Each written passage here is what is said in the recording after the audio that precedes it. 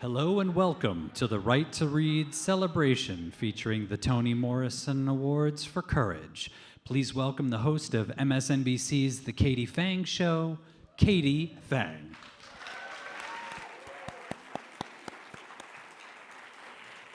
Thank you all so much. So welcome to the 2024 Right to Read celebration.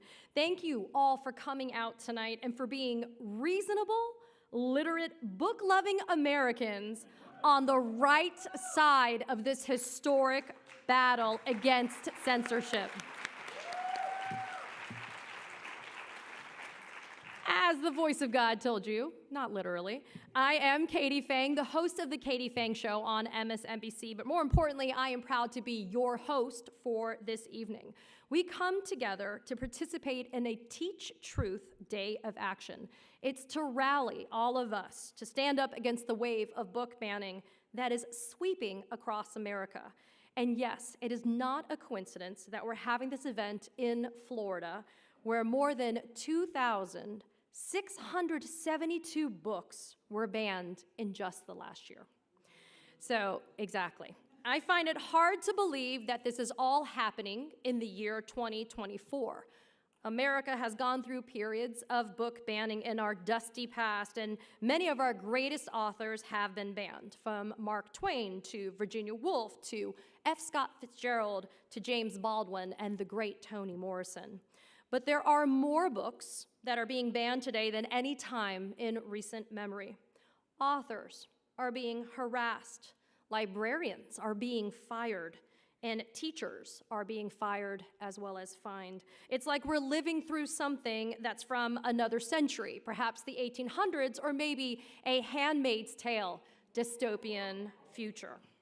The New Republic has been defending American democracy and the First Amendment for more than a century now.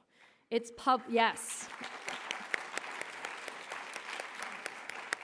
The New Republic has published great and provocative writers, from Virginia Woolf to H.L. Mencken and George Orwell, whose famous cautionary tale 1984 is one of the most banned books in American history. And the irony doesn't escape us, does it? And the New Republic has also published the immortal words of Toni Morrison. So it's fitting that we are going to honor tonight some of the most modern American heroes that are fighting on the front lines against book bans with the Toni Morrison Award for Courage. So these new awards that have been created for this occasion, they're named for the woman who not only won the Nobel Prize, but also won a Pulitzer Prize, and who was a longtime champion of freedom of speech and the power of the written word, and whose name appears every year without fail on the list of some of the most banned authors in America. But before we go any further, I'm gonna ask everyone here one question and one question only. Do you love books? Do you love books? Do you love getting lost in a book and then finding yourself in a book? Do you love learning about things that you wanted to learn about and things you didn't know, and that you are learning things about yourself at the same time? Because even though there are very serious threats to our rights right now, we also wanted tonight to be a celebration of reading and our great shared love of books. So on behalf of the amazing The New Republic, I'd like to thank the people who also made tonight possible. Our great partners, the American Library Association, the AFT, Alfred Knopf and Penguin Random House, Macmillan and St. Martin's, PEN America, and our great local bookstore partner, Books and Books.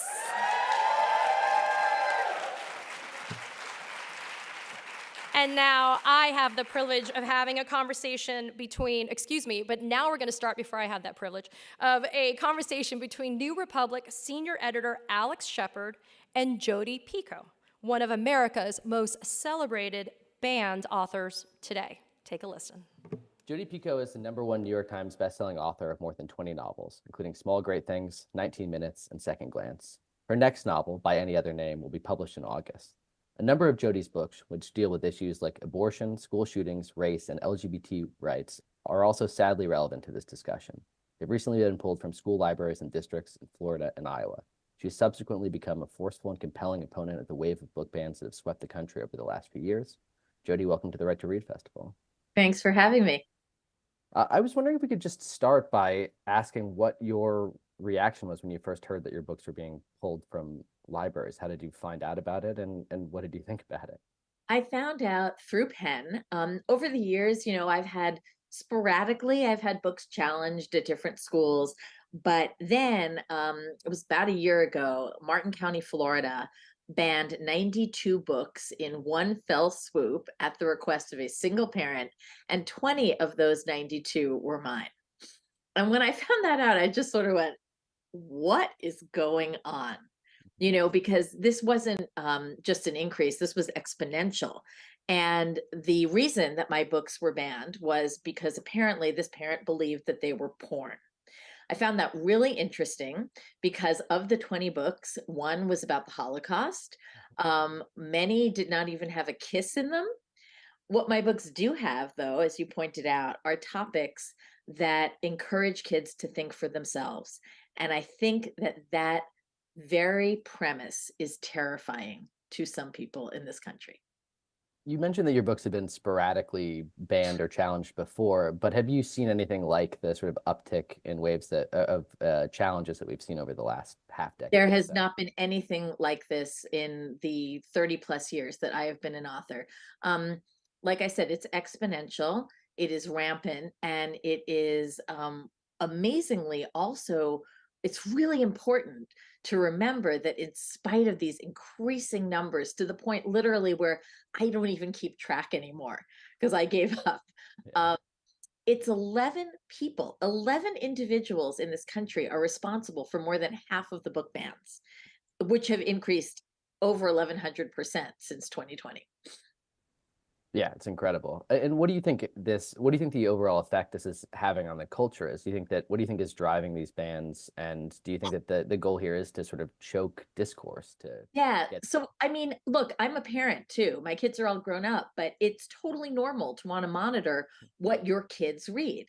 It is not normal to monitor what someone else's kids read and to decree what other kids should be reading. And that's really what's happening. We have parents who are deciding that they should be the arbiters of what is right and what belongs in a school library. And that's just not right. The other thing that I think is particularly upsetting is that we know that the vast majority of books that have been targeted in schools are by BIPOC authors or are stories about BIPOC people or LGBTQ people. And what happens when you start to pull those stories and those authors off shelves is you begin to create this false narrative that only a certain type of story or a certain type of author should be telling a story. Um, that's not right. That's not the world that we live in. yeah, I mean, that's one of the things that struck me about these bans as well, is that they're not just about controversial contemporary issues like a lot of the ones that you deal with as well, but also about a question of American identity itself. And the Yeah, overall goal here, I think, I'm trying to find a question here, yeah, but there what is do a you, question. yeah, What yeah, you're basically what you're saying, and what I yeah, agree with, is that you cannot create a revisionist history of America, yeah. and pulling a book off a shelf that mentions a real, sometimes painful and possibly quite wrong moment in American history does not wipe it away from the social consciousness. And what do you think the value is too of making sure that books of all varieties and Yeah. of narratives for everyone are available to young Americans? Well, Dr. Dean Sims Bishop said it best, right? That books are mirrors and windows for kids. So we know that for kids who feel marginalized, seeing themselves or their lives or their thoughts reflected in a book really helps them feel validation. And we also know that kids who have not had exposure to different types of people or lives can explore that safely through a book. Books expose kids to mindsets they may never have heard about, and that creates compassion. So when you start taking that stuff away, what happens? You lose compassion, you lose empathy. You start to say that there's only one right way to be, one right way to think, which is not really what the First Amendment is about. Books have always bridged gaps between people. Book bans are meant to create them. Yeah, I guess, maybe building off of that, you answered it somewhat already, but I was wondering too, I mean, I guess this is a celebration of literacy and reading, but I Yeah. think also of the joy of self-discovery that reading can provide as well. And I'm wondering too, this has obviously been an enormously challenging time for authors of all stripes, but if there are specific things you think people should take away, or why is this event important? Yeah. I think that sometimes we hear these numbers and they just seem so overwhelming, especially if you're an author, that sometimes you just want to crawl under the covers and not come out. But what's really important to remember is that there is hope and there is change.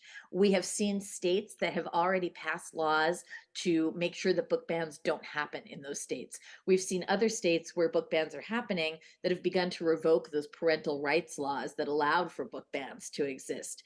And we also know that the vast majority of Americans do not want books banned in this country. The problem is there's a really small group of people with very loud voices, but there are so many more of us. We just have to be a little louder. Thank you so much. Of course.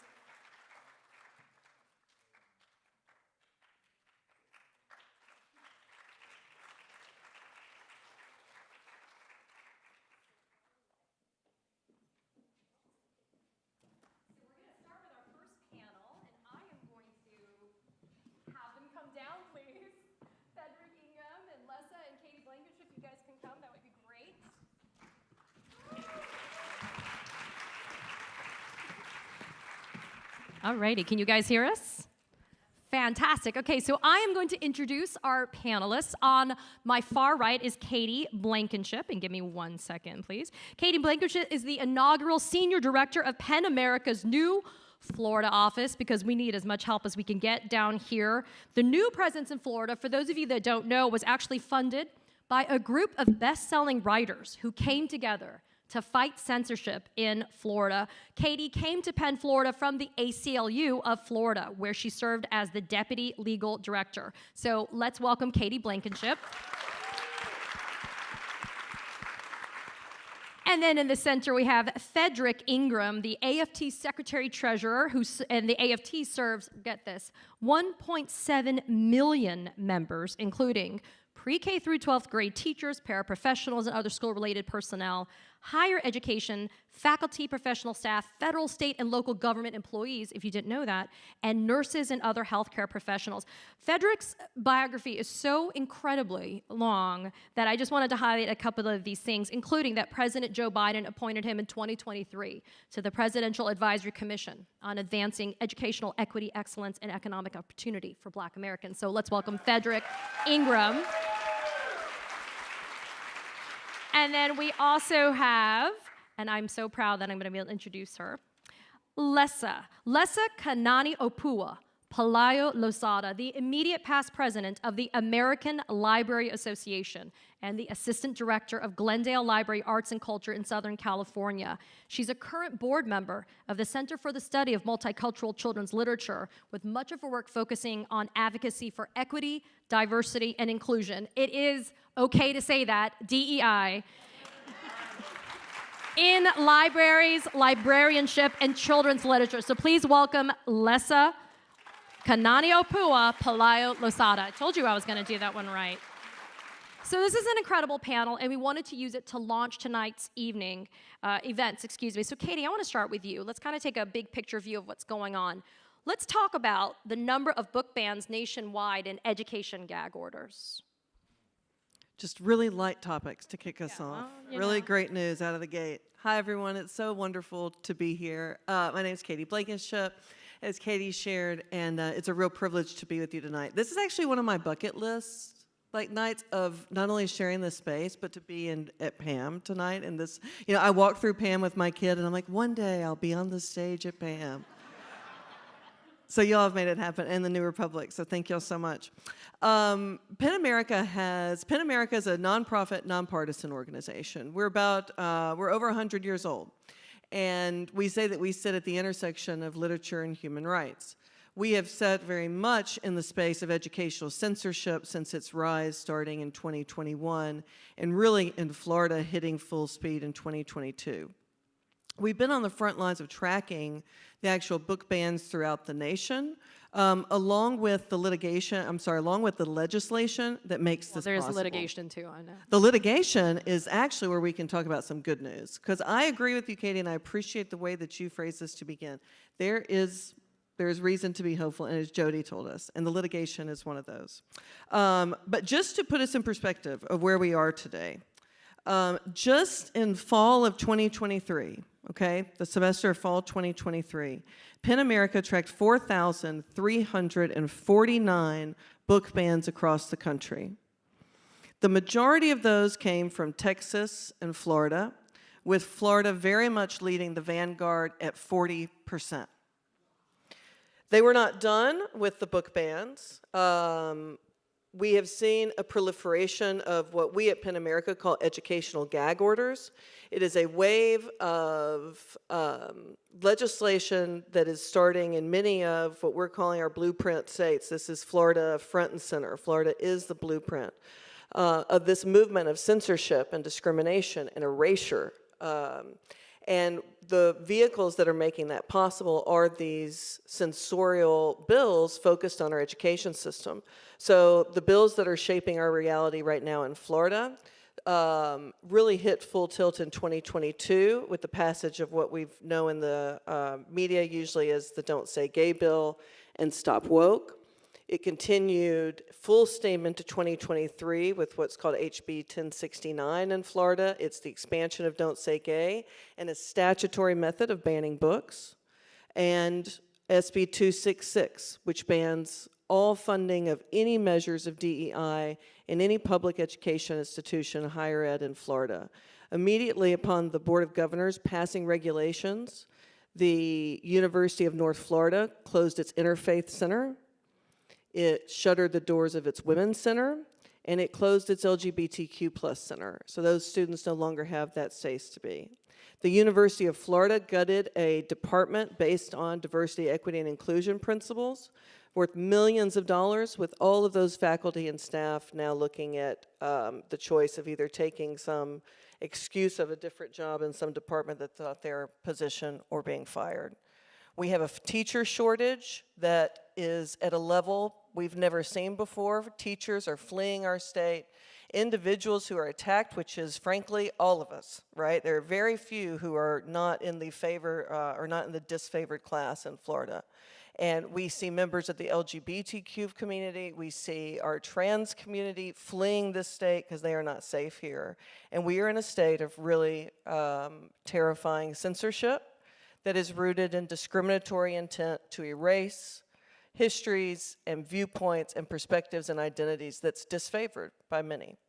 But we do have reason for hope, and I think a lot of us will share that there's reason for hope, and one of those we're going to see tonight of the movement that is happening in Florida. And just to close, PEN America came to Florida, and I took this position in Florida because of this understanding of not only how important Florida is because it is the blueprint of extremism, but because of the strength of Floridians who are pushing back and fighting back and saying there is no way in hell we are going darkly into this dark night of censorship silently. And we are seeing people come together and work in community and coalition that is the greatest privilege of my life to sit here and be part of. And you're going to see that tonight. So I hope that you understand the gravity of what we're dealing with tonight, but also the real joyous purpose that all of us in this fight share together. Fantastic. Thank you, Katie. And Katie's words are a perfect segue to Frederick Ingram, because Frederick, you know, my daughter is a rising fourth grader. We talked about this before we started. She's a public school kid. I am a public school graduate all the way through of Miami-Dade County Public Schools. For the exception of a brief stint in another state, I came back for law school as well, and I've raised my family here, and I continue to do so and invest in our system. But I will say, it is a terrifying thought to continue to see what's happening to our public school system, especially here in Florida, although this is a nationwide problem. But the brain drain that is posed by kids that are not going to want to stay here to either continue to study, or families that to Katie's point, have to flee so that there can be the freedom of the ability to just learn. Talk a little bit about what the AFT is focusing on right now. Thank you. Thank you for that, and I appreciate that. And thank you for your kind words towards this this effort to right what's wrong out there. And I think Katie 1 or Katie 2, I don't know if Katie 1 or 2, both of you hit it right on the head in terms of where we need to be. But let me first give a shout out to all the teachers that are in our audience tonight. Yes. Yes. Grateful. Our teachers are the vanguards, the ambassadors of all things right there, the educational first responders. We save lives every single day. And there are people who are taking the resources, who are taking the assistants, who are taking the books, who are taking the librarians and the libraries away from our teachers every single day. And it's all about one word. It's about power. It's about the haves and have-nots. And we can talk about it in political form. We can talk about it in a community form. We can talk about it in economic form. But Carter G. Woodson said it best. He said, if you can control a man's thinking, you do not have to worry about his actions. You do not have to worry about his actions. And so these folks who are trying to ban these books every single day, they know exactly what they're doing. They know that the intent is there. They know the negative oppression of not knowing your history, of not seeing another point of view, of looking at things in a different way, of seeing yourself in a book, whether you be gay, whether you be straight, whether you be male or female, black or white or Asian or Hispanic. It doesn't matter. As long as you can see yourself in that book, they know that that creates power. And so these folks are trying to take away the power from our children, from our kids. They're doing damage to our kids. They're sending a chilling effect throughout our classrooms to our teachers saying, you can't do this and you can't do that. And if you do, then we will fire you. So what are we saying to a profession that is 77% women? That they can't do their job, that they don't know what they're doing? Absolutely they do. If we took a poll in here, our public schools still work because most of you went to public schools. And so by virtue of that, we know that our public schools work. By virtue of where we are in America in May and June, this is the magic time of year for teachers because you see matriculation from one grade to another. You see high school graduations. You see pre-K going to first grade. You see sixth grade going to seventh grade. Shout out to all middle school teachers. You see all kinds of things that are happening. But what we need to focus on in our society is the word power, because these folks want to take that power away from people. This is supposed to be by, for, and about us. This is supposed to be by, for, and about people who scratch pennies every day to pay the light bill, pay the phone bill, send their kids to school, take care of an aging parent, take care of a sick kid. That's what we're trying to do. By banning books, you take that power away. You lose opportunity. You lose hope. You lose the intent of trying to get a good job, a stable job, and give back to your community. I always say our kids will take care of us one way or another. And so we need to pour into them now before we pour into them later, before they pour into us later. I will end by saying this. The AFT, while people are trying to ban books and do all of these things politically, and we're fighting them in the state capitol in Washington, D.C., we're fighting them here in Tallahassee and all over this country, we have this year given out our 10 millionth book around the country free to children, to schools, to communities. You'll hear a little bit more about that later on, but I'm so happy because you are here, because you are the ones that we've been waiting for to try and make sure that we right what's wrong out there. Our kids deserve it. There are 50 million children in our public schools who are completely intent on us getting this right. They need us to get this right, because if not, then what are we saying about democracy? What are we saying about our country? What are we saying about the 250 years that we poured into this great experiment? That some deserve it and some don't? Because of who you love, because of who you want? That's not what we're saying as a country.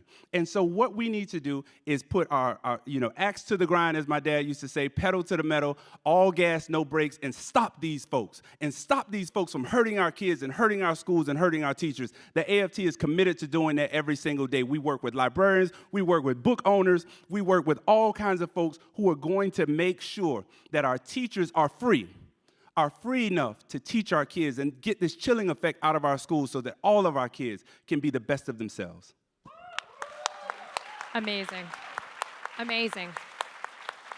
I have to follow that? You have to follow that. I was going to say, and then the congregation said,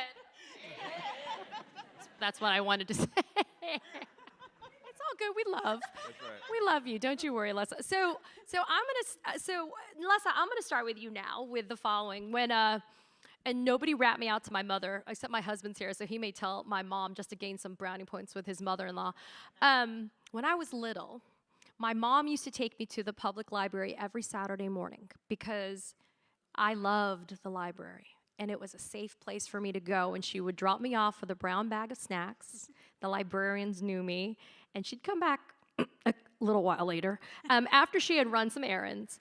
But it was, my library card was a spectacular thing to behold. And it was one of the best things about growing up, especially in Miami-Dade County. We have an exceptional public library system as well.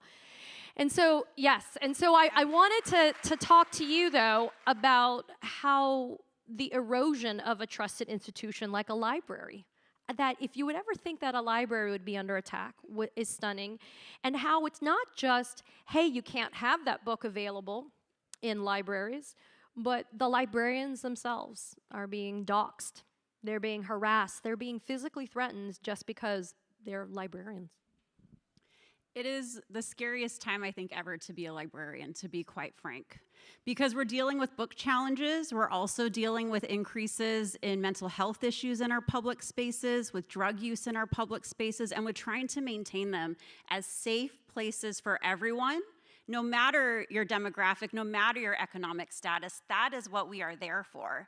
And I think that because we are there for everyone, that is why they are coming after us. Because we are trusted institutions, because we try to ensure that everyone is reflected in our collections, because there is something for them to learn, to grow, to be able to become who they want to be, if that is not who they are right now, or be who they are and enjoy that space. And so what this erosion of trusted institutions does, like librarians, like teachers, we are the knowledge holders.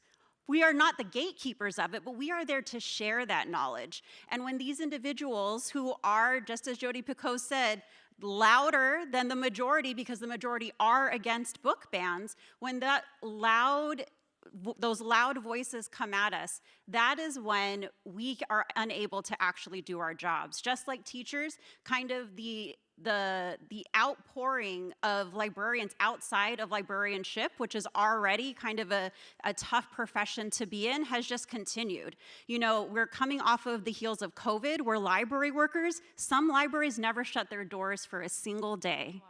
And through that, continue to serve the public, continue to serve their students in schools, whether it be K through 12, preschool, or college and academic libraries. We have continued to serve our communities. And the book challenges that we've seen, because the American Library Association has top 10 banned books list since 1990, and we've been tracking our challenges since the year 2000. We don't track what's actually been banned because there's so much kind of nuance in between, so we leave that to PEN America and are very thankful for their statistics. But what we've also seen is that librarians are afraid to even report challenges, and they're afraid to report what is happening in their libraries because they don't want the attention. They don't want people to know what kind of services they're actually providing outside of the community that they are providing them. And so we have seen kind of the fear of, should I make this display? Should I make this book list? Should I even buy this book for our collection? And so the American Library Association, we are there along with the Freedom to Read Foundation, who does a lot of our litigation and legislation help, to say, yes, you can do your job, and we are there to be able to stand by you. Because if you lose your job, if you are facing financial repercussions, we also have the Merit Fund to help you, which is a fund that has been around since the 70s and has been tapped out almost every year since the year 2021, since it really started getting used. And so we have a long legacy as librarians of intellectual freedom, of being trusted institutions, and as that erodes, we just have to continue fighting back and have people, folks like you and folks out there, to be our voice when our voice is no longer trusted. Thank you, Lessa.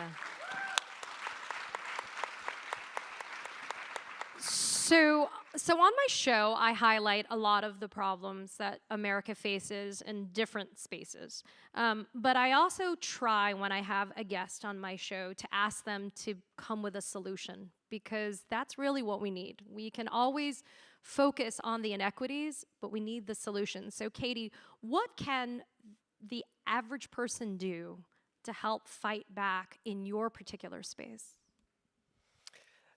Well, this is the perfect event and the perfect group to speak about that with. We're going to see an example of exactly what happens when Floridians, when citizens are determined to save their democracy and save their public education space. These people on the front lines are literally sitting on the front row here and doing this work, as are so many folks across the state. This is our democracy. It's ours for the taking, and it's ours for its own destruction if we want to let that happen.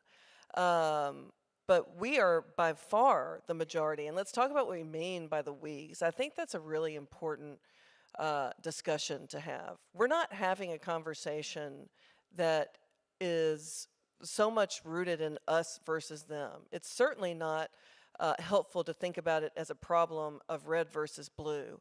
What is happening is we have extremists, and we need to name that what it is, and we have democracy lovers. And the democracy lovers far outweigh and always have the extremists.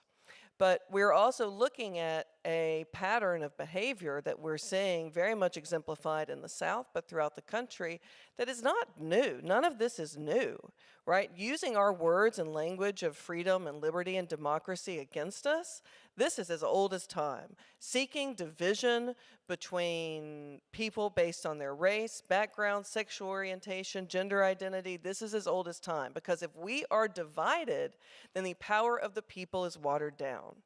And the one thing that those in power who want to maintain a current power structure are most terrified is our unified voice.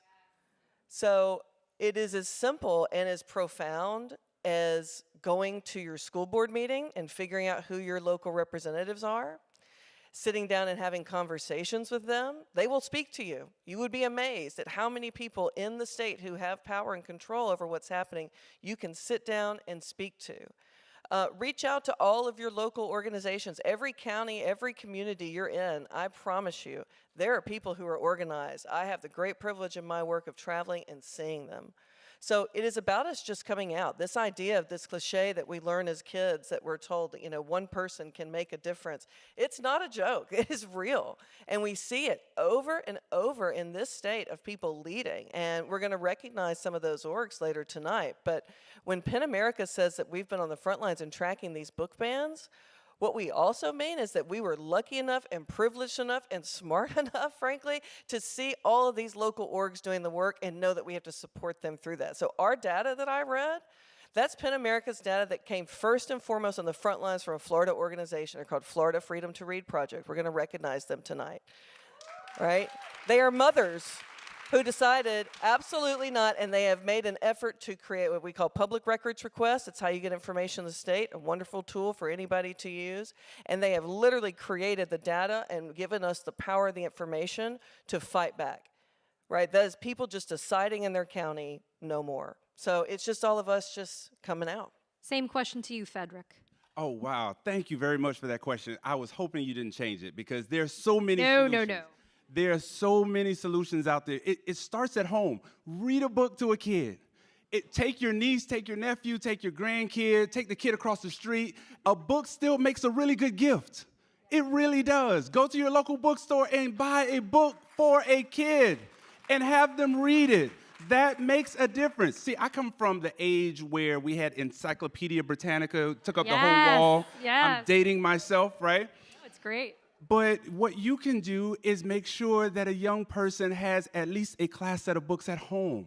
Make sure that if you like it, they like it. Make sure it's age appropriate. Go to a teacher and make sure that you get everything that a kid needs. Those are some of the things that you can do at home. Then outside of your home, like Katie said, go to your school board. Demand that every school have a library and a librarian. Every school. Not some schools, not the school across the street, every school.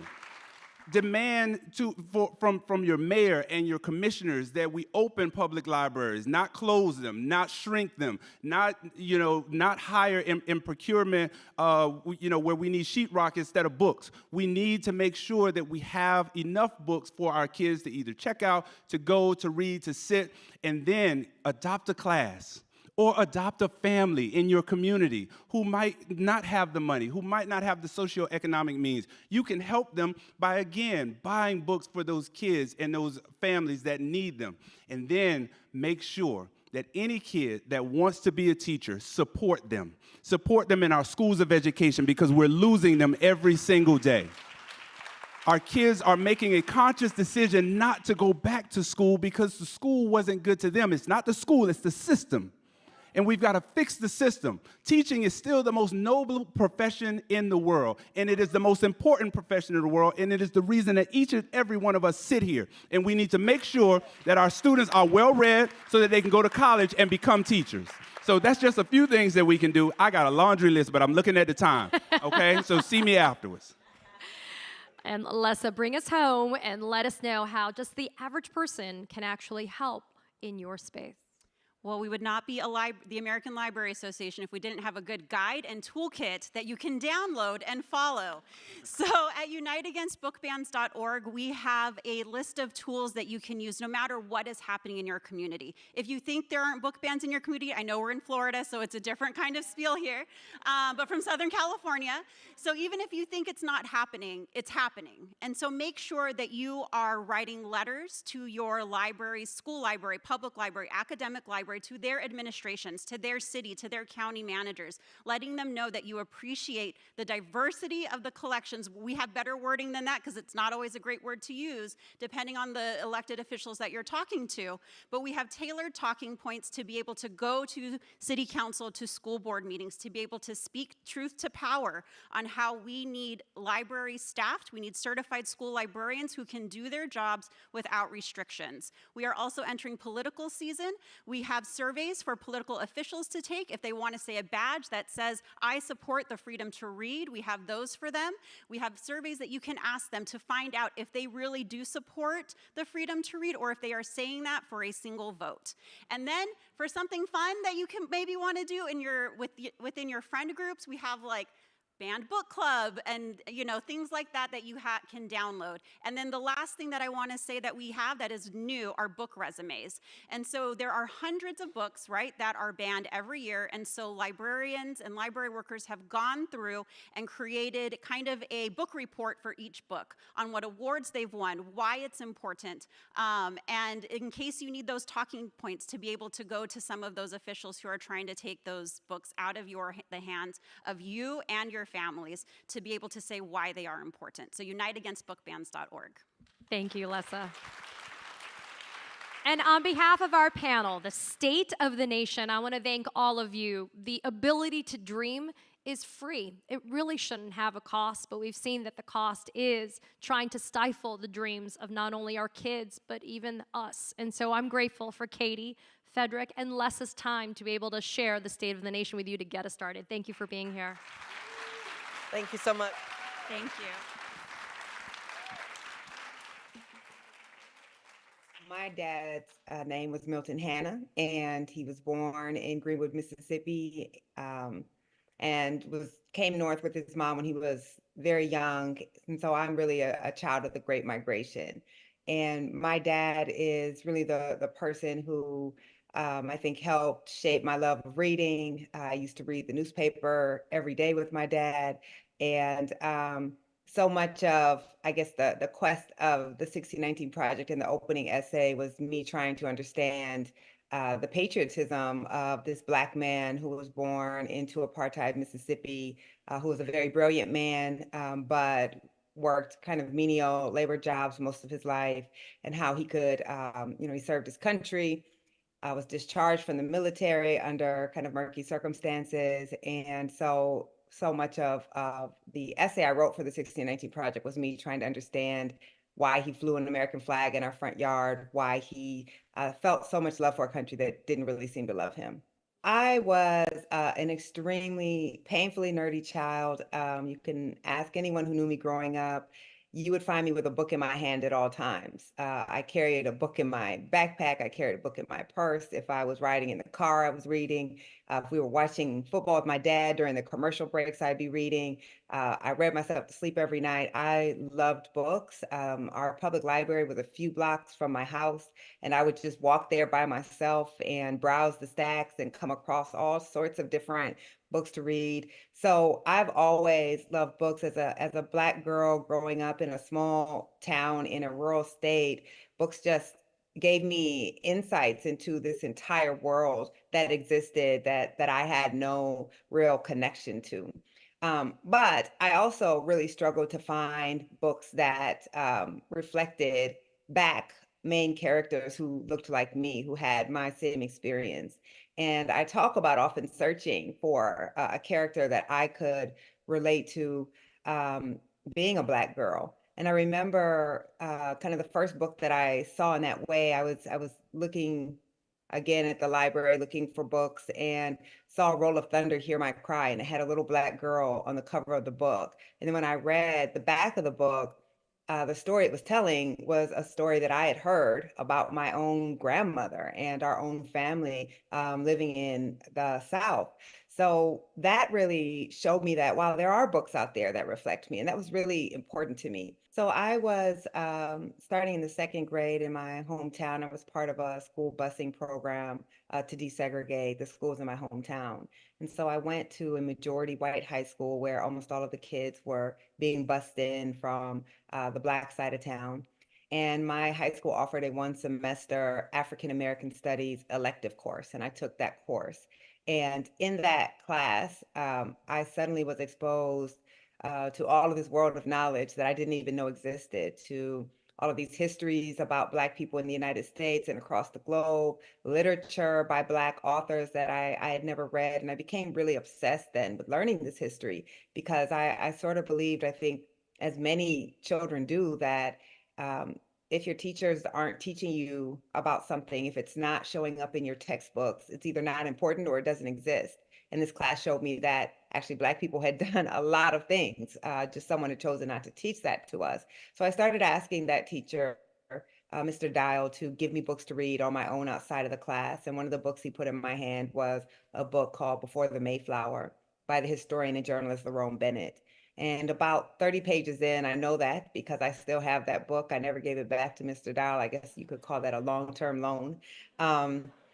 About 30 pages in is when Lerone Bennett talks about the story of the white lion that arrives in Virginia a year before the Mayflower in 1619. So I was 15 years old at that time, and that was powerful to me. I was shocked that people of African descent had been in what would become the United States before the Pilgrims, because we all learned about the Pilgrims, but none of us had learned about the White Lion.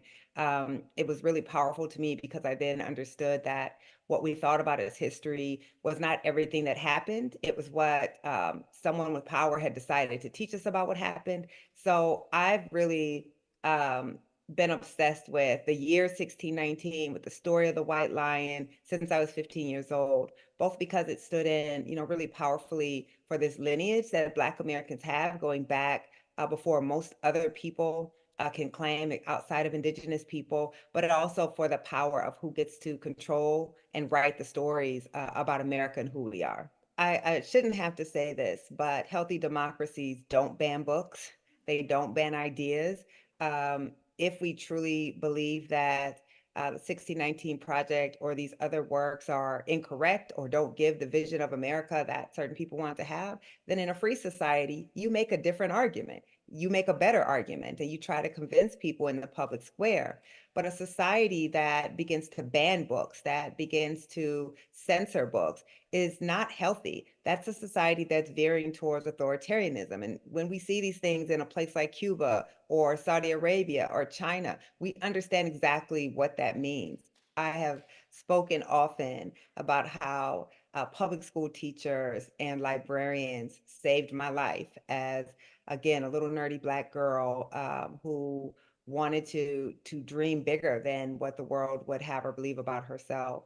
And so I understand that if it weren't for courageous and great educators and librarians, I and so many other people across this country would not be where we are.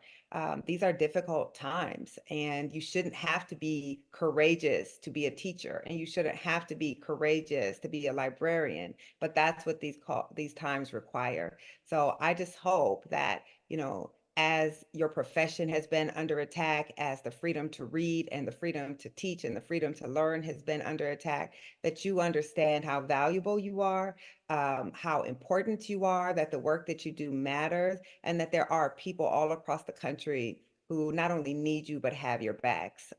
So I'm just so grateful for all of the courageous educators who have been determined to teach the truth no matter what, the librarians who have not shrunk, who have not limited what our children are able to learn about based on fear and movements that are predicated on fear. So I'm just really grateful. And I know that you all will keep doing this work because you understand how important it is for our democracy and for our society.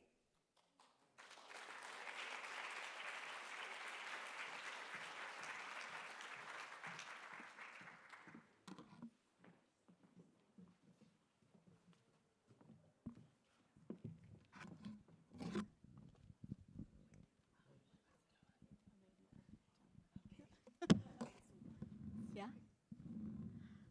Good evening, everyone. My name is Renee O'Connor, and I'm a teacher.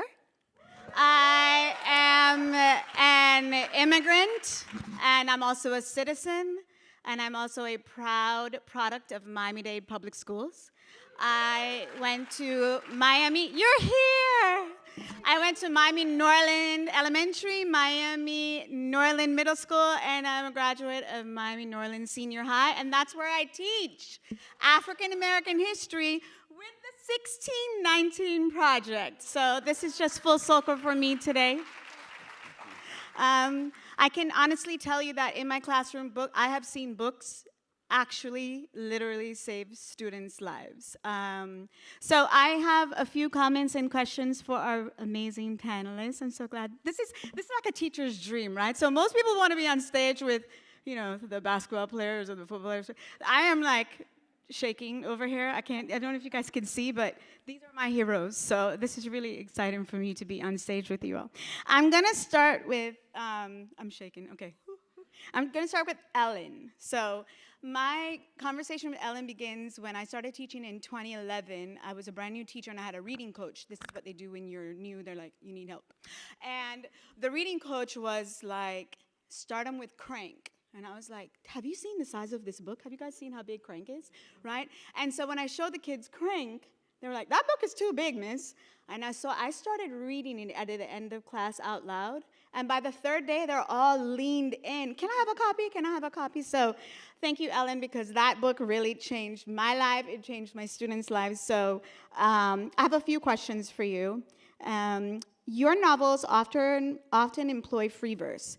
How does this form influence your storytelling, and what do you think it adds to the narrative? Well, it's shorter sentences. Verse is like a really intimate storytelling form, right? Poetry is very personal. It's like how the poet views the world. So what it does is it invites readers inside to your characters. So it's more like, instead of being told a story, it's more like you're living the story. It also adds a musicality, and a lot of our young people today, believe me, I've still got a 15-year-old grandson at home, and he sings loud all the time. He loves music. And so for me, I think this idea of musicality and lyricism, it really appeals to young readers, and especially to reluctant readers or ESL learners a lot of times, because it's more digestible, I guess.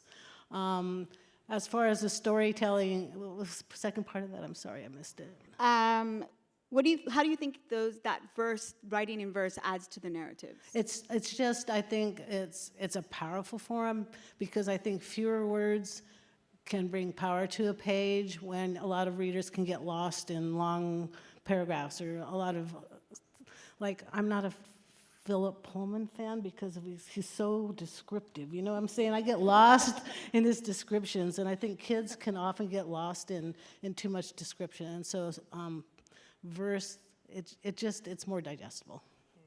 And the book reads so beautifully because you can read up and down, across. It's really interesting to see how kids grasp it when you put it in their hands at first. And again, it's about 3-4 inches thick. It's a big one. But then when they open it and they start reading, and you can see, the greatest joy to a teacher is when we see them in the book. And unfortunately, the books are being removed, right? So you print off these PDFs or you're reading online, but the actual turning of pages, I'm trying to tell them that's much better than, reading on your phone. So thank you for that gift. A second question for Ellen. How do you see the role of storytelling evolving in addressing social issues, and what part do you hope your work plays in this evolution? Well, I think storytelling has always been represented social issues, right? Even way back when it was all just oral, right? It was all about living. It's about life. And so I write, people always ask, like, why do you write the stuff you write? Like, why do you always write such hard subject matter? And it's because somebody has to. Somebody has to represent kids who have been through things that we don't, if you're upset with the subject matter in my books, you're supposed to be. That's the whole point of it, But you should be upset that these things happen in real life, not that someone's writing about them. So, yeah, thank you. And that's why I try to tell people, be upset, go ahead and be upset, but look at what's happening to your kids. Look at what's happening to the kids across the street. Look at what's happening. If you don't want to believe that they're going through these things, they are. And it's just important that we represent it and that we allow them to have a voice. And so what my books have been able to do for a lot of my readers, I know because I hear from them, is they're able to speak up and say something. So, to encourage them to say something sooner rather than later, and also for the kids who aren't, to understand that there's a reason why that kid looks like he does, or why that kid is acting like he does, and to develop empathy. That's a word which, these Moms for Liberty people don't like the word empathy. Tough, Thank you. Speaking of, please give it up for Ellen. Speaking of bringing stories to the forefront, I'm going to move on to George. Congratulations, first of all, on recently celebrating your 4-year anniversary of All Boys Aren't Blue. That's 4 years. And even more importantly, he has one of the most banned books in America. So give it up for George for that. That is a great place to be. In doing research to be able to speak in front of you, ladies and gentlemen, tonight, I was listening to all the books and trying to read them quickly. And so I decided to go the audio route. Even though I'm a page turner, that's what I prefer, getting the book, and I have thousands of books, it's ridiculous. But I was able to listen to yours, and and you were reading. And it was so beautiful to listen. My favorite part is you can't swim in cowboy boots. Yes. That's my favorite part. If you haven't read, you have to, and listen also. But talk to us a little bit about the upcoming adaptations, because they're turning his book into something exciting, right? Talk to us about the upcoming adaptations into a television show, as well as a graphic novel that is coming out in 2026.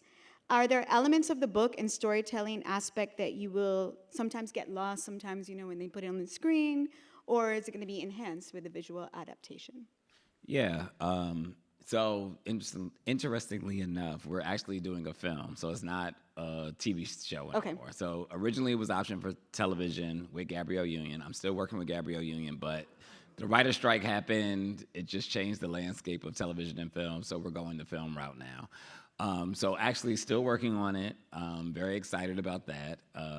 We should have some news probably after the summer about the next steps with the project. Adapting a book is hard because you have to, my book covers a lot of years. And so you do have to kind of pick and choose, what years do you focus on? What's flashback? How does it all, how do you make it all make sense?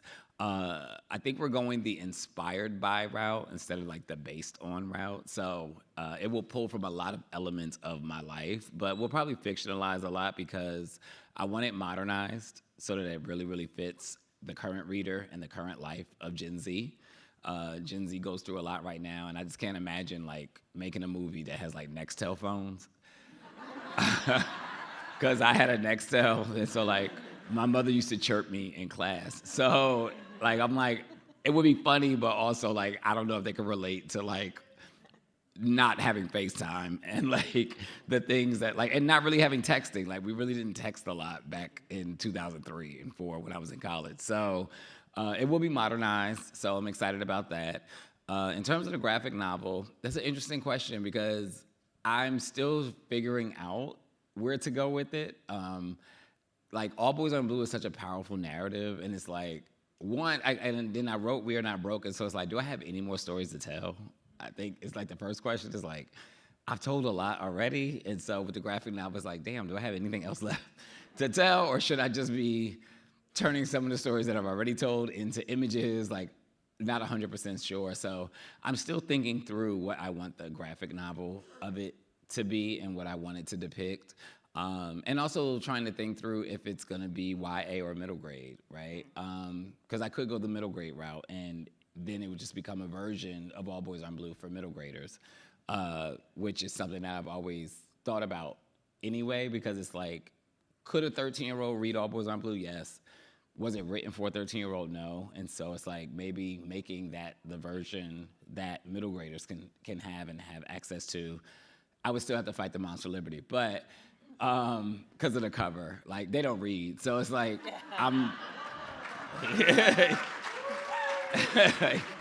literally fighting them because of the book cover, because they definitely don't read. And when people are like, how you know they don't read? I'm like, because I talked about Thomas Jefferson and Abraham Lincoln in chapter 5. Like, they're upset about page 268, 270, and 272, and have never made mention of what I said about Thomas Jefferson and Abraham Lincoln. And trust me, these type of people will be very upset about what I said about Thomas Jefferson and Abraham Lincoln. It's great, though. So I know they don't read. So this is all about the book cover. So yeah, I'm just debating on what I actually want to put in the graphic novel, and if I want to like lower some of the stories that were explicit, so that there is a middle grade version that can also help young adults as well. So when I was listening in the car, because I've been driving around a lot, I was listening to the book. I'm like, oh, this is probably banned because of the gay elements. But then when I heard what you were talking about with Abraham Lincoln, I was like, no. It's banned because of what he said about Abraham Lincoln for sure. So it was amazing. But we're really excited about the next book, because the new book is called Flamboyance, the Queer Harlem Renaissance. I Wish I'd Known. It's a series of 14 essays. How did you do research for the new project, and what storytelling techniques are you using in the new book? Research for the project was fun because, one, I had to read like memoirs written by other people, like autobiography, like, because a lot of them didn't write their own stories. Langston Hughes, of course, wrote his own memoir, but most of the figures from the Harlem Renaissance never wrote about themselves. And a lot of them, even though they were like these great creatives, at some point just left. Like they just stopped altogether. And like Countee Cullen, for instance, like he was this great poet, and at some point he just stopped and just became a high school teacher and ended up being James Baldwin's 10th grade English teacher. Which was so interesting to learn about, right? But like that's, a lot of them lived like during like this super great creative period, and then like when the Renaissance kind of shifted, because culture shifted, they just went into life, like normal life. So researching them was very interesting, like, and learning about them was very interesting from that standpoint, because like they were so grandiose for like this period. And then when the period was over, it was just like, okay, like Alain Locke, like he was like one of the greatest philosophers.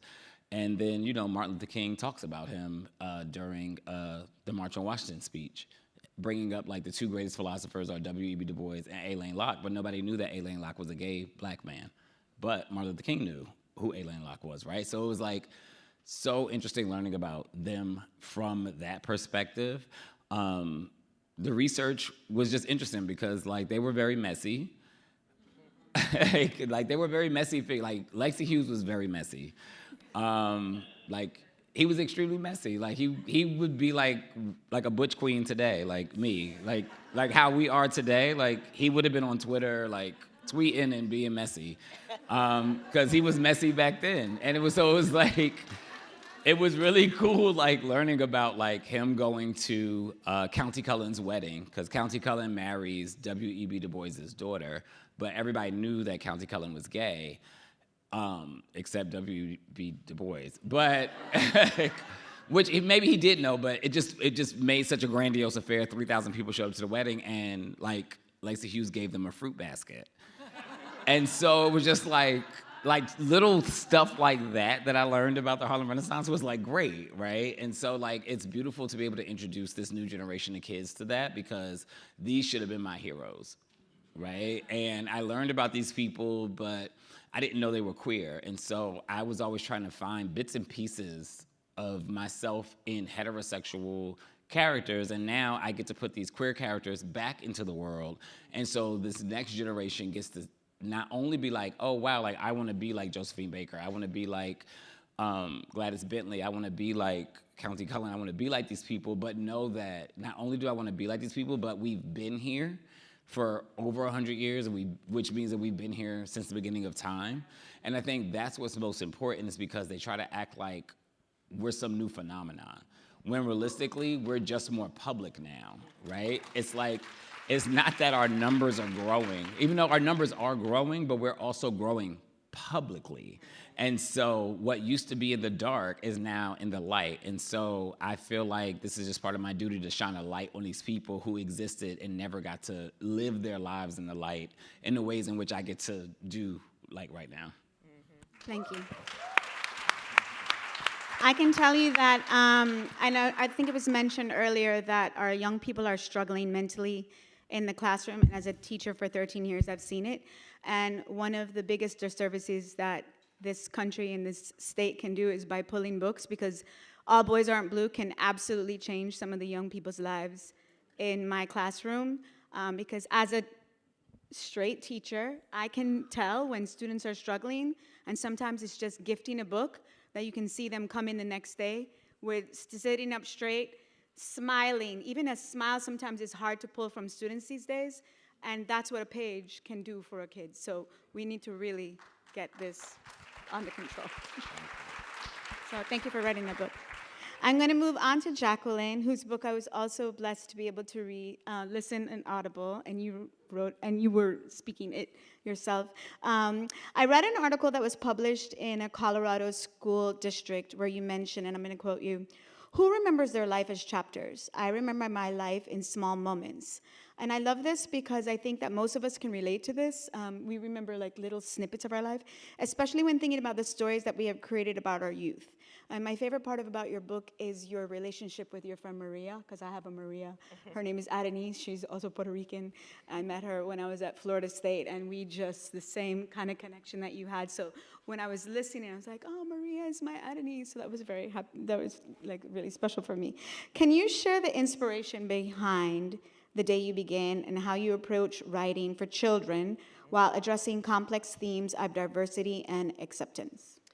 Yes. Before, I don't mean to interrupt you. If you haven't seen The Day You Begin, right? It's a little picture book that they have banned, which is one of the most beautiful picture books that you can place in the hands of a young child. And I was looking through the book to try to figure out, because it's now become a science. Why is this book banned? So if you have time, you have to actually flip through the pages. What is wrong in here that they feel? So I couldn't figure it out. Well, I think it comes back to the question of inclusion. You know, there's a brown girl on the cover. The characters that is centered are people of the global majority, and that's very scary for people, the fact that whiteness is not centered. And I think that it's not, none of my book, I mean, I've written 43 books, and many of them, you know, have been challenged to ban, and it doesn't surprise me because, as we've spoken about earlier, so much of what they're trying to erase is the history of BIPOC people and indigenous people and queer people. So I think each kindness is challenged, right? Each kindness is a book about kindness. And in terms of The Day You Begin, where it comes from is Brown Girl Dreaming, the book you talked about, that's in verse, and I have to echo Ellen in saying that I do not like adjectives. So, if someone tells me someone has a purple dress on, you better deliver why you just told me that dress was purple. Why you even told me it was a dress. Like, I think that just get me into that story and give me the urgency and give me the white space that makes me feel safe because there are not a whole lot of words on the page. And when I wrote The Day You Begin, after a poem, so Brown Girl Dreaming is a memoir about me growing up and becoming a writer, becoming 11 and then becoming a writer. And also I should say that Maria lives here in Florida. She's in Kissimmee now, and we're still very close. But in Brown Girl Dreaming, I have a poem about my great-great-grandfather who was born free in 1832 in Ohio, where the paternal side of my family the Woodson side comes from Ohio. And he was sent to Nelsonville, where my grandparents eventually lived, and we were the only black family in Nelsonville. And for decades and decades before that, he was the only brown boy. And my mother would always say to us, there's gonna come a time when you're the only person like yourself in a space, and then what are you gonna do? You're gonna have to deal with it somehow. And think about William J. Woodson, he was okay. And when I was thinking about The Day You Begin, I was thinking about the fact that we all walk into those rooms at some point, and we all have to find a sense of belonging in that space. And that book is a celebration. And my kids always talk about how conceited I am, because I talk about how, that space should be happy it has me in it, right? And I think that's the case for everyone, right? Each of us coming into a room brings a gift to that space. And so when I was thinking about when I was thinking about William J. Woodson and what my mother said, and myself in these rooms where there's this sense that the message has historically been that you don't belong in that room, and turning that around to show the amazingness that you're bringing into that space. Thank you. And my second question is, what's the most hilarious reaction or interesting reaction you've gotten from a child about one of your books? It's I was thinking about that question, because thank you for sending the questions ahead of time. And I couldn't come up with anything funny, because I'm funny in real life, but when I'm living in my head, it's always it's something different going on. But I would have to say the thing that stayed with me, I was at a middle school, and a 6th grade girl, I think she was 5th or 6th grade, but she was wearing an hijab. And she came up to me, and I grew up Jehovah's Witness and Muslim, and she said to me, she asked me what kind of role my spiritual practice played in my writing. And I was just like, drop the mic and go home and let her write now, because it was just such a profound question from such a young mind, and something that she had obviously been thinking about in her own spiritual journey. So, and that was many years ago, and I still see her face with her little hijab on and the earnestness with which she asked me that question. Oh, thank you. Jacqueline. So how often do you get to meet an author that also then opens her own bookstore? Congratulations on the recent opening of your bookstore and being one of Time Magazine's 100 most influential people of the year. So I'd like to reference also first, before I have some questions, you were quoted in The Guardian. They want the mic closer to your mouth. Sorry? They want the mic closer to your mouth. Sorry, thank you. Did you guys hear me saying, Okay, so we're gonna do that again. Congratulations on the recent opening of your bookstore and being one of Time Magazine's 100 most influential people of the year. Thank you, George. I'm going to skip the second part.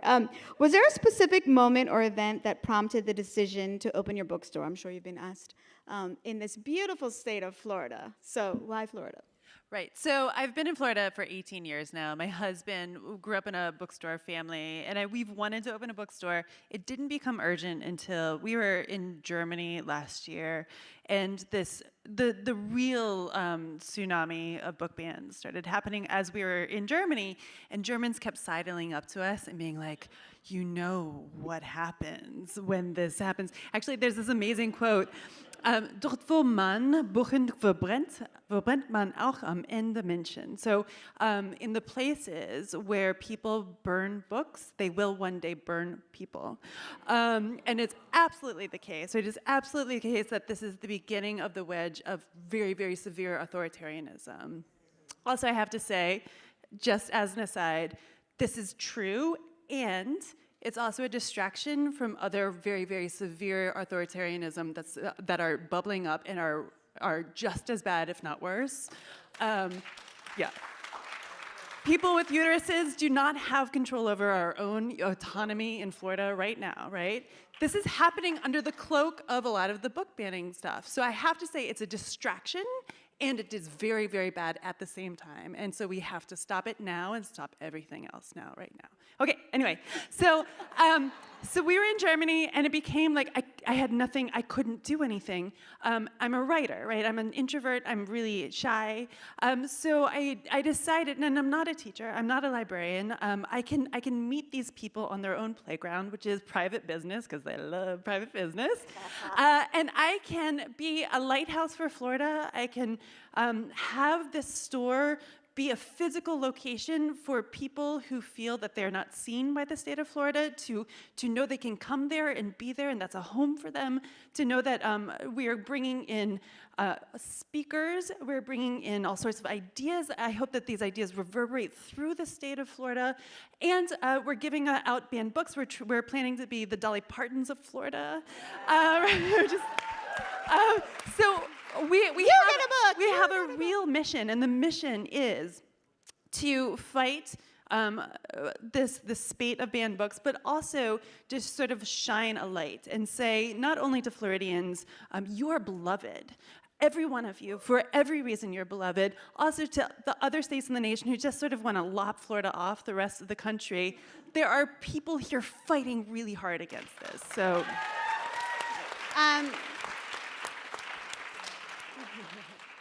So she names the bookstore The Lynx, and so I was like, what? Why The Lynx? Because it's not Gainesville, it's not the Gator. And because she says, so Florida, you bite, and we're going to bite back, right? So and the Lynx is like a very round target. Okay. Well, there's a pun in there also. Maybe we can explain the pun. Yeah. Okay. So it's right. One of the two native wildcats, but also bookstores are the nexus between communities. We're the links right between different communities. It's so cheesy, but I love it. So this was the second point I was going to make. So you were quoted in The Guardian in 2018 saying that, these are her words, Florida, that's another name of her book, is the best book I have ever written. Tell us why. Oh my God. Oh, I think it was at that point. I think every book that you write, you put it in the world because you think it is the best thing you've ever written. Why else would you put it into the world? Actually, I'm going to say what Jackie would say, which is this space should be grateful that I'm in it, right? Yeah. Right? We've got to be confident about our work. I do think that was the most personal book, for sure. I wrote out of my deepest soul in every one of those stories, and that book hurt a lot to come out. So maybe that's what I meant by good. I don't know. Yeah. When I was doing research for this project as well, I went to my local library in Miami Shores. I live in Miami Shores. And I remember going up to the librarian, and you have to, now it's on the computer. When I was in school, it was like, the card catalog, a long time ago. And so I'm looking, and she's following me around. She's so intrigued. I said, I'm going to be moderating a panel of banned book authors. And she's like, and so she's making sure I'm finding all the books. And when we find all the books, she's like, what's wrong with this one? What's wrong with this one? What's wrong with this one? And she's whispering because she's scared to be talking to me about banned books. That's how crazy it is, right? So sorry. Okay, so I am being told I'm going to just swallow the whole entire mic. Okay, I shouldn't have said that.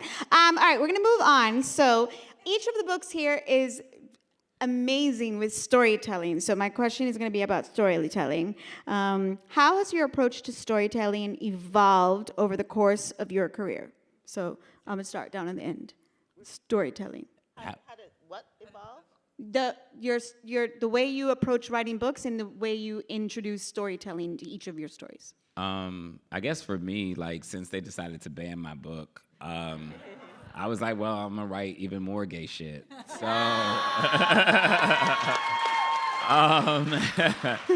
not even sure if we could curse or not, but I'm cursing. I've had a rough travel last 48 hours, so that's why I was in here late, because my luggage was lost and back in Richmond, and it was a whole day, but I'm here. Yeah, it's pushed me to write even more gay stuff. And so, like, part of, like, the birth of, like, me writing about the Harlem Renaissance was because me and my production partner, Twiggy, who's also in here, even though, there she goes, she in the back, we were talking about, like, we need to tell, like, the idea of Sankofa, which is going back in the past to tell the stories of the past, which pretty much help guide us in the future. The Harlem Renaissance was never told properly. Stonewall has never been told properly. Like, ACT UP has never been told properly. They've always been told from a very white, male-centered lens, right? And I always say, like, you know, even when we think about stories like Stonewall, it's like, you know, they tell it like these white men fought the police. And I'm like, the only time white men fought the police was January 6th. Like,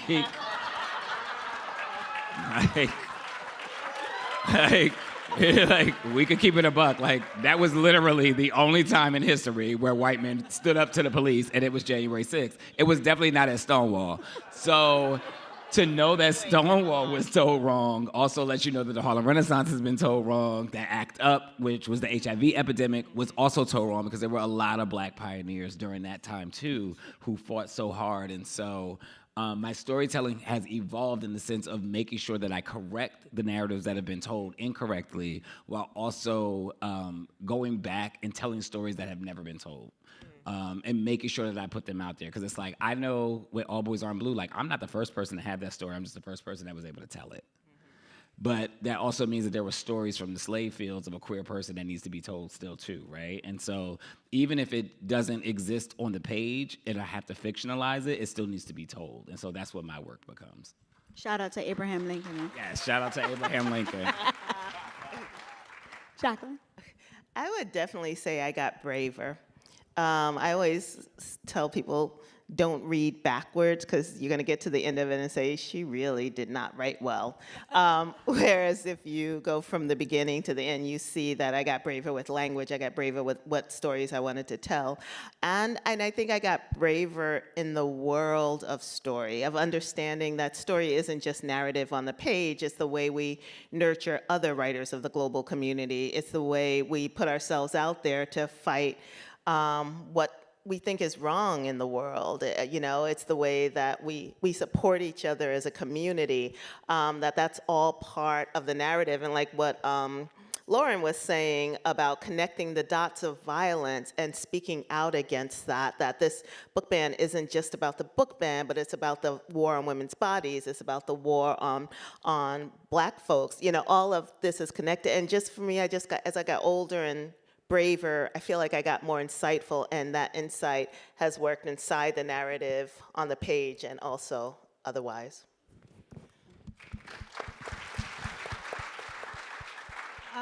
I'd say actually I've become more political. So instead of everything being so personal, I feel like it's kind of a mission. You know, at this point, I think that we need to speak up, and our characters can do that for us, you know, to a large degree. And so I think my characters are a lot braver than they used to be. And also I've started to write middle grade, because I also see, I've got 2, and I just signed a contract for 2 more. So yeah, so it's because these issues touch younger lives too, you know, and we also have to stand up and speak for the younger kids, like you thinking about doing as well, because the younger kids have a harder time speaking up for themselves anyway. So I think it's really important that we reach out to those readers as well, that I reach out to them too.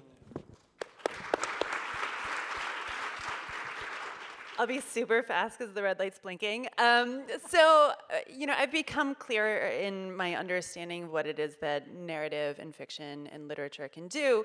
And I love entertainment, but I've started to see that the difference between art and entertainment is that art subverts the status quo. Entertainment upholds the status quo.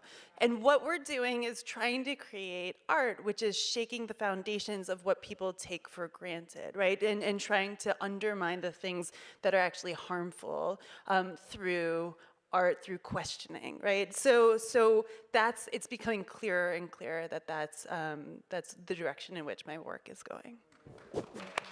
As a teacher, I want to say thank you to all of my banned book authors up here. Thank you to all the teachers in the room. This has been a special treat for me, and I appreciate all of you for coming out tonight.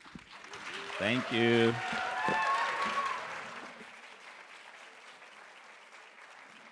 I've been interested in a lot of different ways in making visible the lives that often get pushed to the sidelines of history or of our contemporary storytelling. It matters to me that my sons, who are Mexican American, find a whole lot of books on the shelf when they get to the high school library that reflect a wide range of Latinx experiences. So with Out of Darkness, I wanted to tell a story about Texas history that was the kind of story that would really matter to my students in particular. And I wanted to tell a story that was connected to where I grew up. I think we're underestimating students. And we're also imagining that not talking about something somehow lessens its impact. Well, the thing that we should be upset about is not people talking about painful histories and ugly aspects of our past. It should be that we allowed those things to happen, that those were the experiences of generations of young people. We should be able to turn our attention to that with an eye to what do we do to repair? What do we do to change? Where are the lessons that we are integrating into our lives now?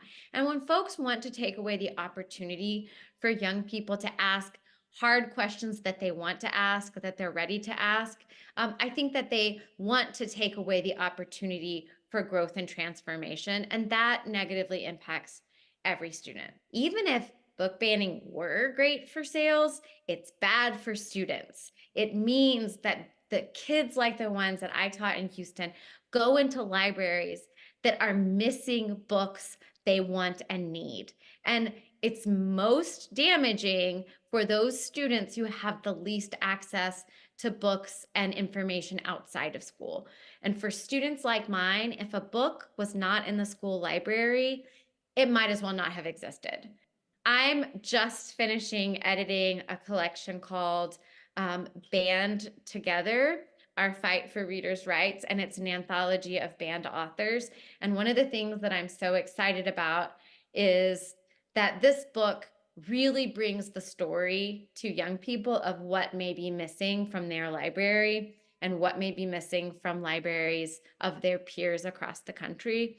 And my experience has been that most young people don't actually know what's happening. They don't know that things are missing. They may just think there's nothing they want to read in their school library. And so I want librarians to have a book that they can buy and put back on the shelf that helps students know whose voices are now missing from their library and what they can do about it.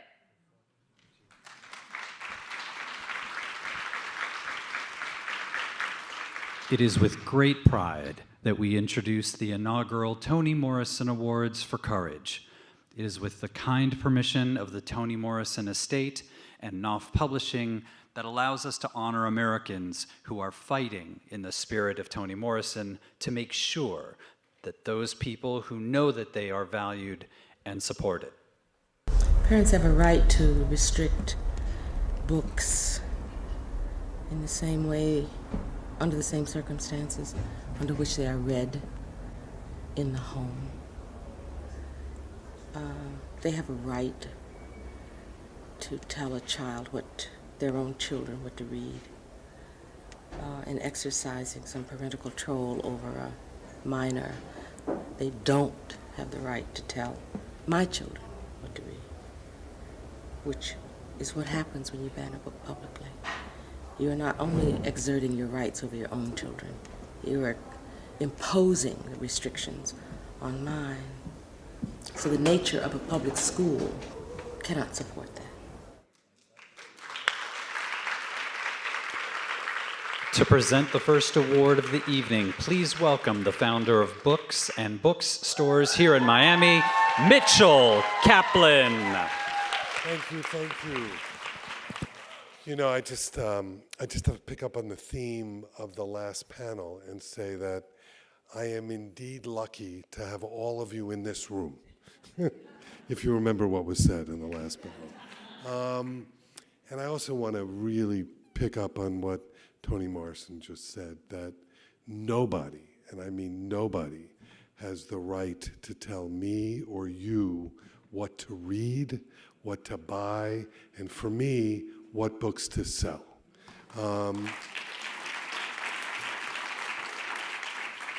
You know, as we've been hearing, that this past year has seen a surge, yet again, another surge, a huge surge in book bans that have been across the United States. The numbers themselves are really astonishing, as we've heard. For any reasonable person, these bans present a really, really, really troubling signal of what's happening and what's going on with our democracy and where it might be heading. And I want to just pick up something that Lawrence said, is that we in Florida also know that this is an attempt at distraction. There's some really serious issues that all of us are facing. And the attempt of politicians to use book banning, culture, to try to divide us is something so insidious, and it's so very dangerous as well. But on a more hopeful note, evenings like tonight are making us hopeful. And giving these awards are just part of that. Because even in the face of these really, really regressive threats, there are so many people who are acting courageously by pushing back. They're pushing back in some of the most egregious states like Florida, Texas, Idaho, and other places. And it's important that all of us sound the alarm, but we also have to celebrate that courageousness, the courageousness of some of the most vulnerable members of the book community. So it's my honor to recognize two independent booksellers from Texas who personify courage. Charlie Redsek, who's the CEO of Austin's Book People. Let's give a big shout out for Book People. And Valerie Kohler, who's the owner of Houston's Blue Willow Bookshop. You know, we as independent bookstores, and I think Lauren is beginning to find that as well, we have a lot on our plate. It's really hard to be a bookseller. So when you're confronted with this kind of book banning and these kinds of laws that are being passed, it takes a lot to add that to everything that's on your plate. But these two women took a stand against one of the most outrageous book banning laws in the country, HB 900. It's also known as Texas's book rating bill. And what it would have required is that booksellers and library vendors would have to, listen to this, every bookseller and anyone selling to a school system would have to review and rate books for sexual content. Can you believe that? As a condition to be able to do business with the Texas school system. That is just completely outrageous. But what makes it even more outrageous, that not only would that be on books that you're about to sell, but you'd have to go back to everything you've ever sold to any Texas school system and rate any book that you had ever sold to them for their sexual content as well, or you couldn't do business with the Texas school system. Knowing that this would make it impossible to sell books to schools, Charlie and Valerie, and actually they're meeting at this event for the very first time, which I'm very happy that we could bring them together, that they became lead plaintiffs in a federal lawsuit claiming that HB 900 is unconstitutional. They've had help from a number of national free speech groups. There have been some victories. Key provisions of the bill have been blocked, but the suit is still ongoing. But Valerie and Charlie, they still remain fierce and resolute in opposing all attempts to limit access to books. Protecting the freedom to the read is fundamental to them and to independent booksellers everywhere. And I'm proud to present a 2024 Toni Morrison Courage to Read Award to both Charlie and Valerie. Please give them a big, big round of applause.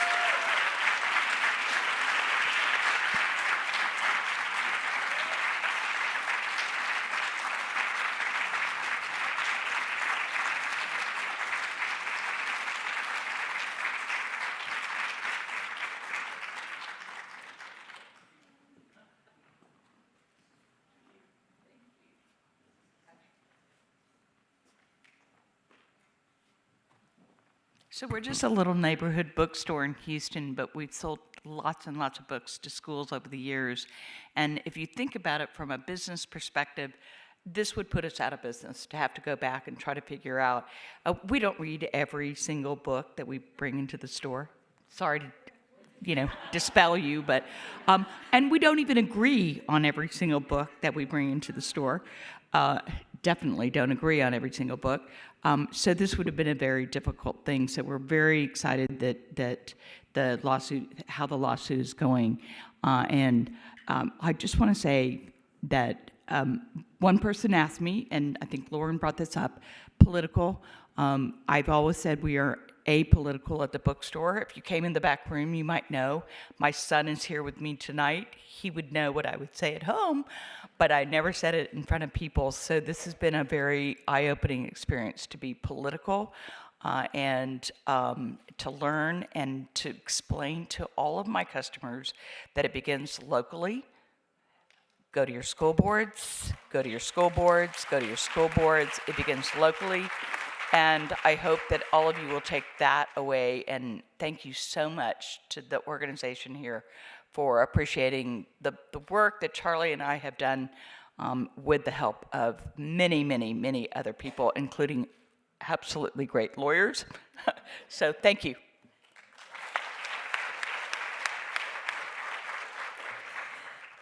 So I work at a bookstore called Book People, and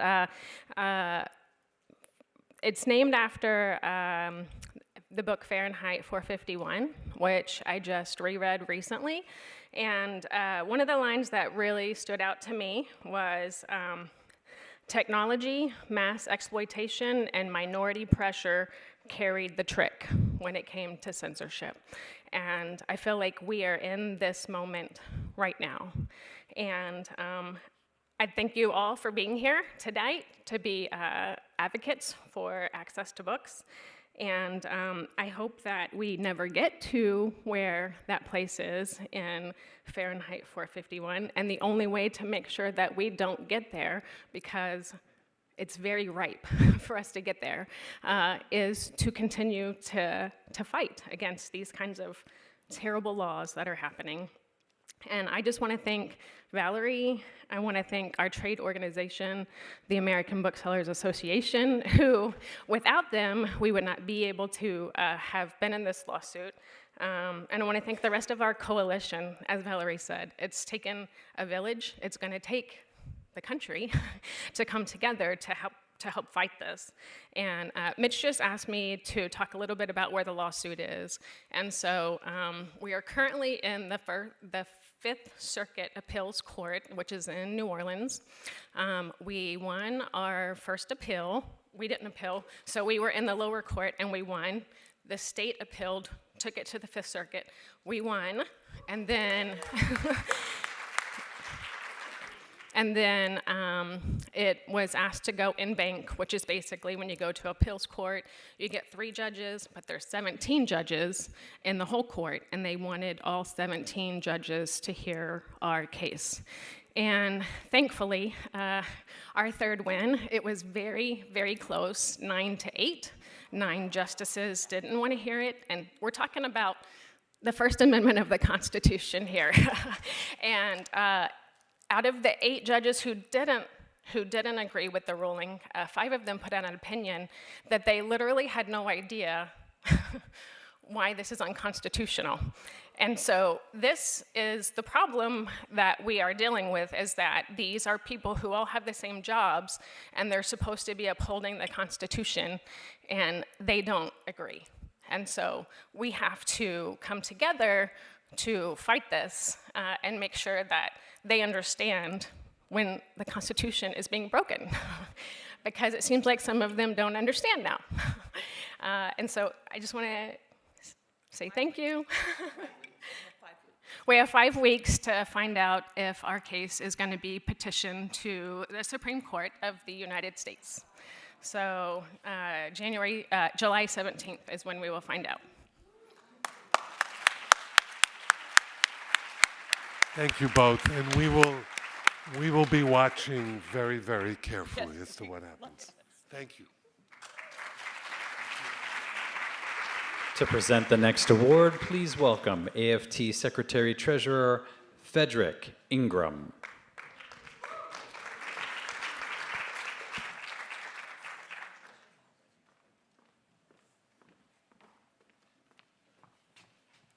Good evening again. And we're going to keep a Texas theme going here. Florida and Texas got a lot in common. The beaches, weather, the bushes. I'm sorry. Never mind. Daniel Santos is a longtime educator, the executive vice president of the Houston Federation of Teachers. That deserves a big round of applause. Daniel is a multiple winner of Teacher of the Year awards in Texas. He has dedicated his life to spreading the joy of reading to students and has fought attempts to censor both students and other educators, as well as the access to books in their classrooms. When AFT's Reading Opens the World launched in December 2021, Daniel hosted 2 book distribution events with many bilingual English-Spanish books because he believes that students should see themselves in the books that they read. Daniel is a champion of education, an advocate for literacy, and a teller of truth. Today, we are proud to honor and award Daniel Santos with a Toni Morrison Award for Courage. Let's give it up for this freedom fighter.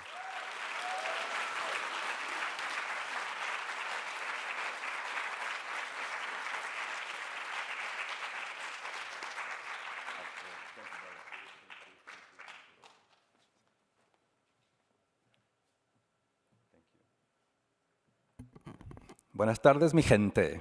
Good evening.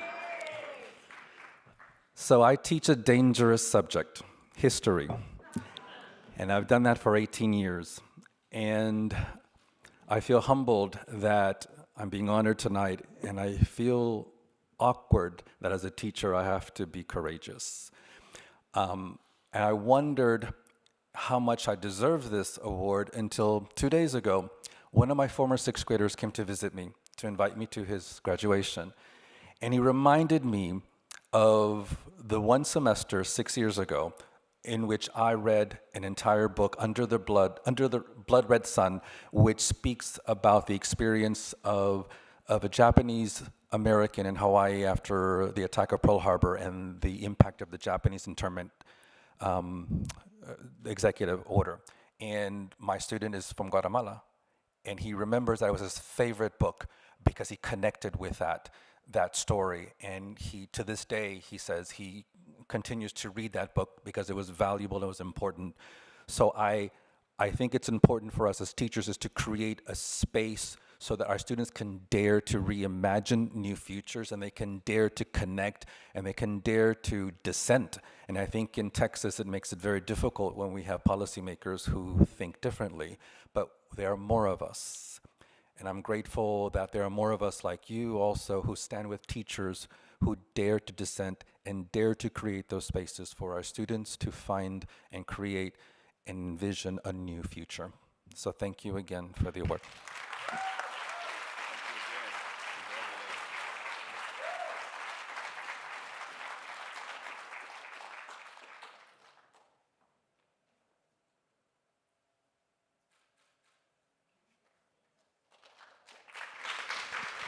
To present the next award, please welcome ALA past president Lessa Pelayo Lozada. Good evening again, everyone. I'm honored this evening to present the inaugural Right to Read Toni Morrison Courage Award from the New Republic to library leader Allison Grubbs.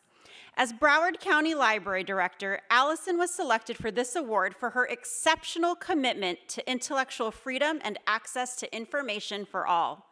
She has faced criticism and threats for standing up for the freedom to read and for creating book sanctuaries in each of the 36 branches in Broward County.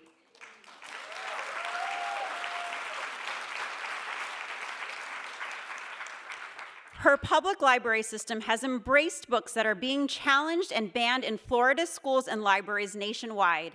In Allison's words, she says, "The right to think, speak, and learn freely are foundational values in our democracy and in our libraries."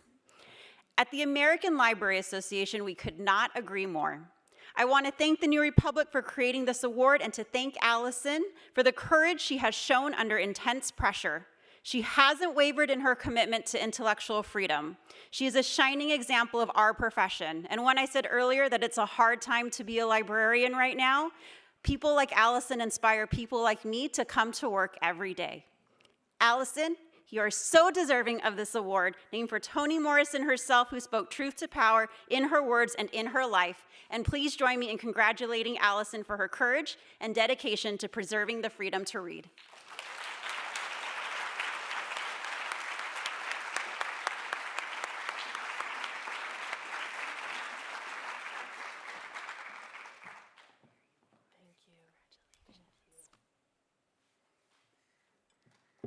So I do not speak eloquently on the fly, so please bear with me.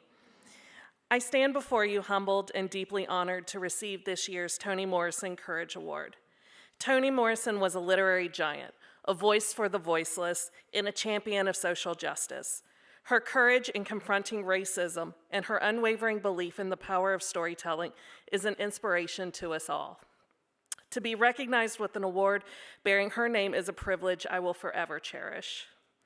While it's always exciting and encouraging to receive accolades or honors of any kind, being acknowledged for taking a stand on censorship and the right to read, an issue I feel so passionately about, is particularly significant.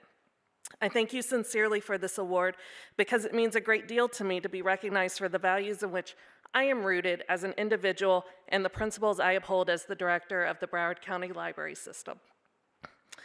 We, as we have heard tonight, find ourselves in extraordinary times, both politically and socially. An outgrowth of the polarization and factionalism that currently engulf us is censorship. We see misguided activism encroaching on school curricula, the press, and the collection management of libraries. Not long ago, this was unheard of, and today it's ubiquitous. Censorship and intellectual inhibition are something that we must all stand steadfast against. When we lose the unchallenged right to read, think, speak freely, we have lost not only our social liberty, but our humanity. The history of totalitarianism in every age and culture has demonstrated that censorship of citizens and their press is the preliminary mechanism by which the descent begins. And so I could not be prouder of your recognition of my personal and professional position on this issue. My commitment to the freedom to read will remain unwavering. Thank you. And just as Toni Morrison's courage inspired countless readers, libraries have the power to ignite a passion for learning and empower individuals to become agents of change. And this award is a tribute to the tireless work of librarians everywhere who dedicate themselves to ensuring that everyone has the chance to reach their full potential. I thank you for your recognition and moral support as we all together exercise the courage for the right to read. Thank you.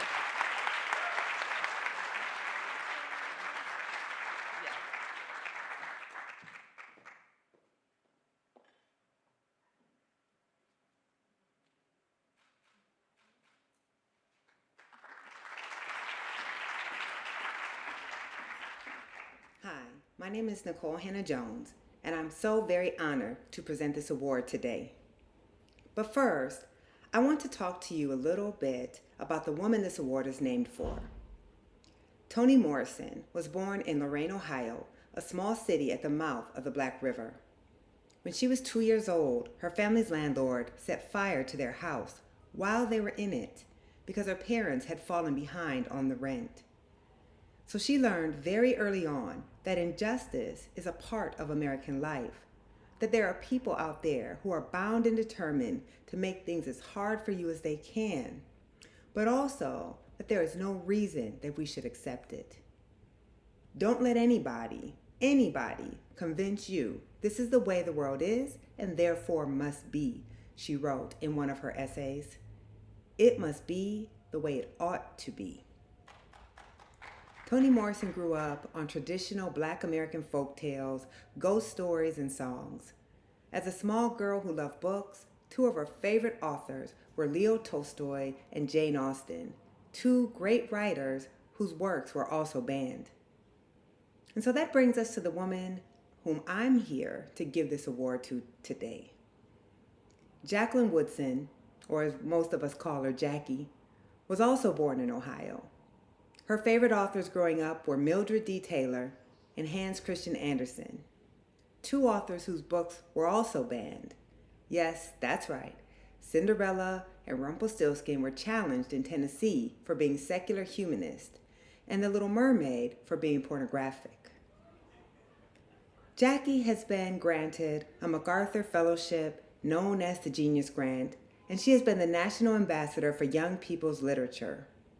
She's won the Newbery Award 4 times, the Coretta Scott King Award 6 times, and she has won the Hans Christian Andersen Award twice.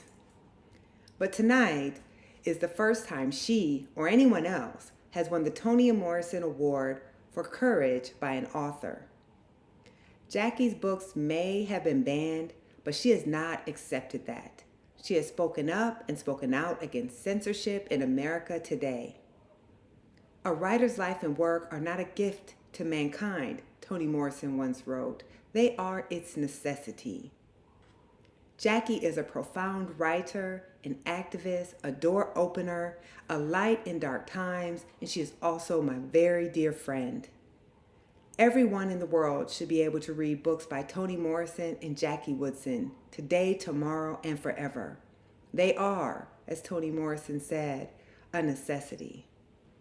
Jackie's voice, especially, is a necessity in these times. Jackie, you are so very deserving of this honor. I only wish I could be there to see you in person.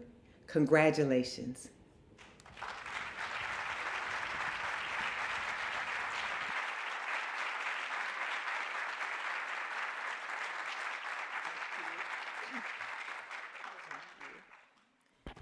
I'm actually going to see her next Saturday. She's having a fried chicken in the Revolution party, which is an annual thing that I love so much. You know, it's so funny because my publisher does my whole itinerary. You know, you're going to be at this hotel, you're going to take that plane, you're going to walk across the street. No place in this itinerary did it say anything about an acceptance speech. But I have to tell you, I am so deeply grateful and near tears to receive this Toni Morrison Award, and I want to tell you 3 stories. The last time I saw Toni Morrison alive, I was giving her an award, and by that time we had met maybe 5 or 6 times, and she was in a wheelchair, and some part of me knew it was going to be the last time I saw her, and I kneeled down beside her to present her with the award because I thought it would be disrespectful to, you know, just bend and give.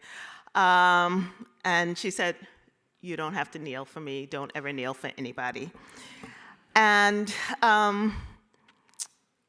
the other time I saw her before that was at the Philadelphia Free Library. And if you've heard the news, Philadelphia Free Library's speakers events, the whole staff basically got fired, which is, again, part of all this violence that's going on against literature.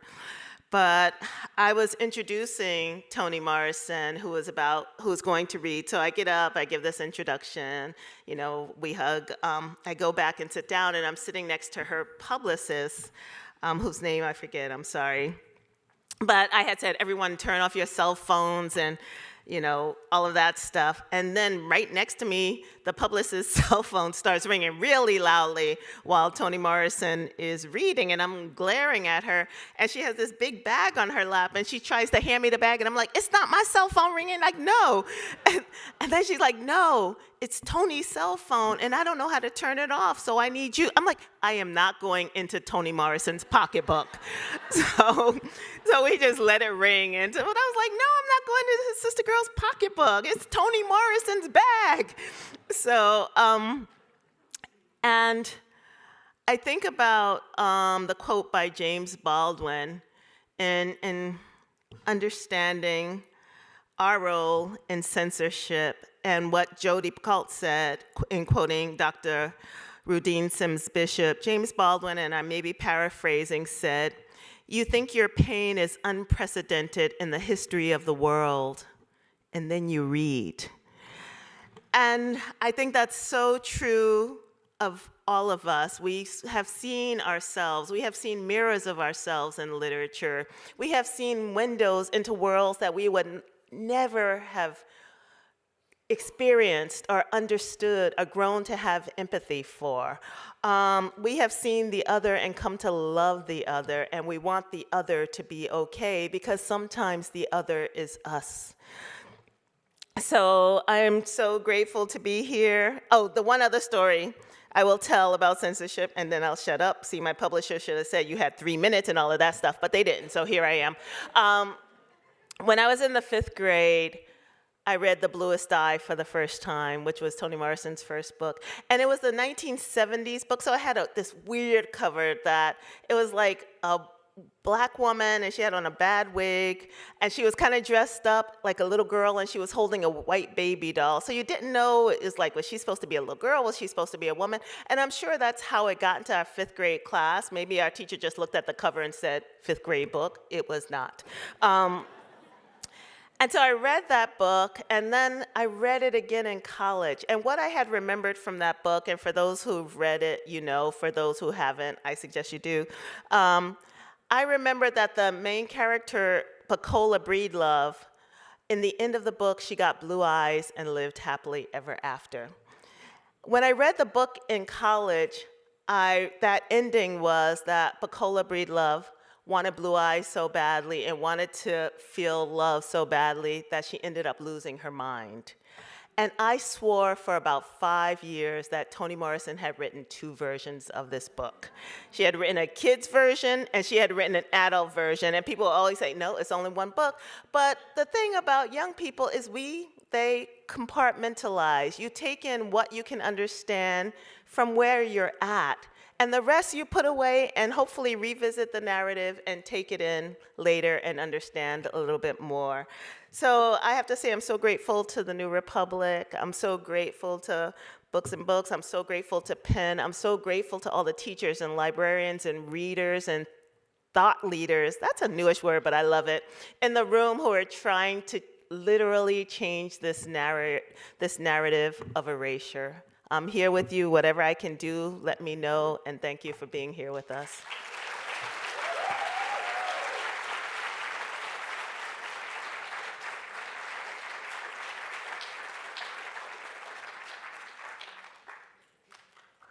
To present our final award, please welcome the director of Penn, America, Florida, Katie Blankenship.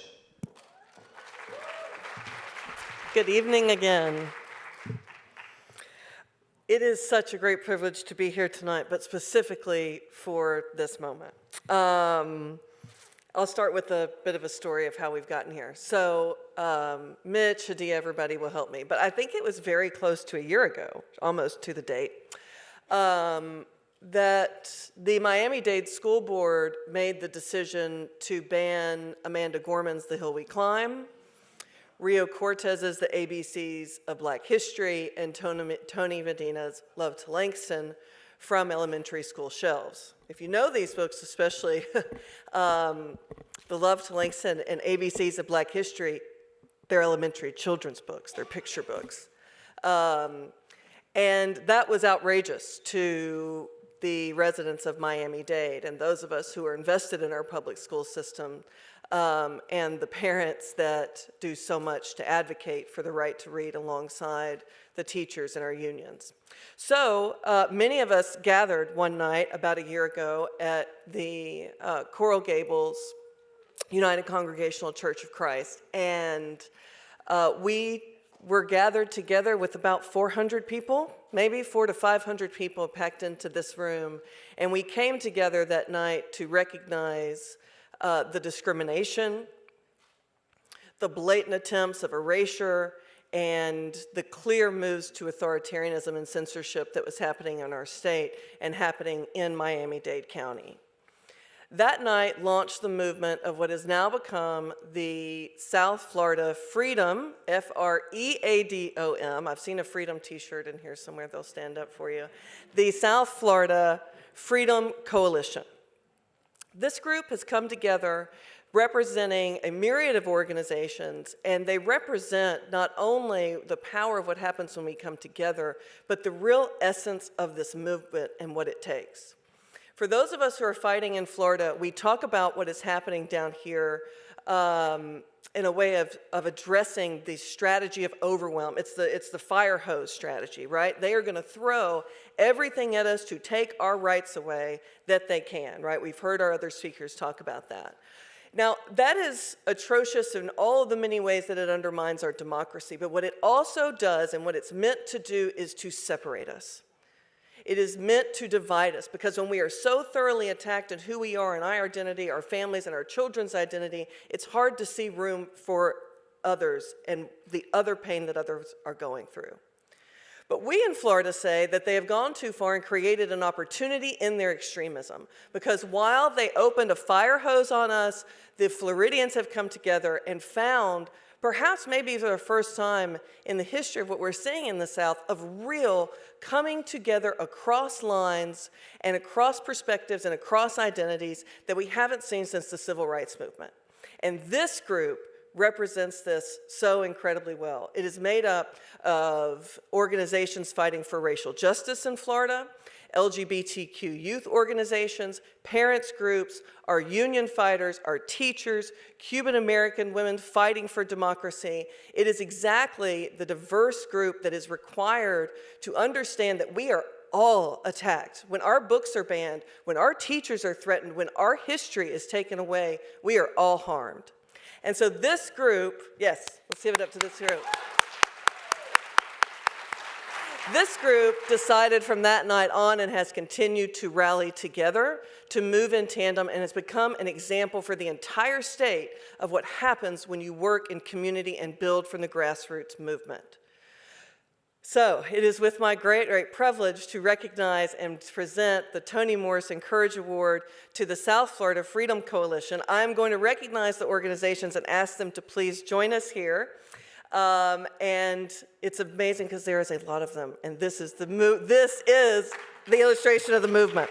Okay, so the Books and Books Literary Foundation with our own beloved Mitchell Kaplan. Mitchell, come on down.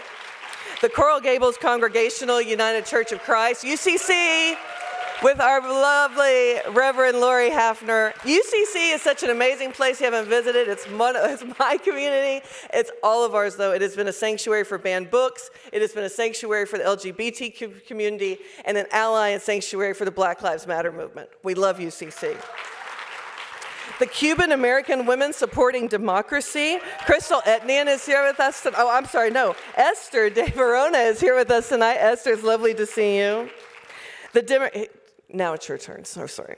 The Democratic Public Education Caucus of Florida. Crystal Etnian is with us tonight. Families Against Banned Books, or as we call them, FAB. Hadia Sebri is here tonight. Florida Freedom to Read is an organization based out of Orlando that's been supporting the South Florida movement. They are founded by Stefana Farrell and Reagan Miller, who unfortunately cannot be with us tonight, but we appreciate and love them very much. The Miami Center for Racial Justice. Stephanie Pacheco is here with us tonight, and we want to recognize Dr. Marvin Dunn, who has been in the movement and in the struggle from the very beginning, and we are so thankful for him and the work that they're doing. The Miami Freedom Project. Ana Sofia Pelaez is here. Ana Sofia, thank you so much. We also have Moms for Libros, Lizette Fernandez. Come on down, Lizette. And Vanessa Brito. And last but certainly not least, we have PRISM and their wonderful executive director, Max Finning.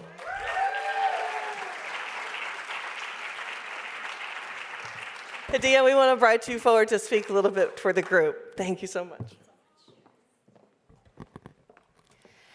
Thank you, everybody. On behalf of the coalition, I'm humbled to be accepting this award. You know, we are fighting for all the books, but we're also fighting for intellectual freedom, which is the right of every individual to both seek and receive information from all points of view without restriction. Our group recognized that. And it was incredibly organic and very strategic for our groups to come together, because we all, in our own way, are fighting for the same thing, intellectual freedom and banned books. We realized that the censorship that's happening in Florida is not just about the books. It's about control. It's about banning ideas. It's about censoring intellectual freedom. So with that, it was incredibly important for all of us to come together to fight for the same cause. Thank you so much.